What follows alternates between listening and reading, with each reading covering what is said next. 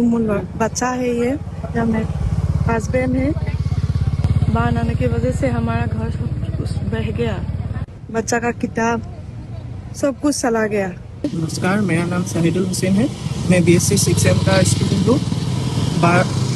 मेरा mummy papa बहुत मेहनत करके मुझे पढ़ाया करते थे, लेकिन बाढ़ आने में हमारा हर धान, किताब, बुक्स, यूनिफॉर्म, कपड़े सब चला गया है। अब हम दूसरों के घर में थे और जो ये जो कपड़ा पहने हुए हैं वो भी हमें रिलीफ में मिला हुआ है। हमारा घर पूरा डैमेज हो चुका है। जो हम घर में जो पुल से जो हम घर तक जाते हैं वो भी बाढ़ ले गया है। पापा के थोड़ी बीमारी है, वो कुछ मेहनत करके पढ़ाया करते थे, अब कोई उपाय नहीं है, तो हमें बहुत प्रॉब्लम हो रही है। तो प्लीज़ कुछ मदद कीजिएगा।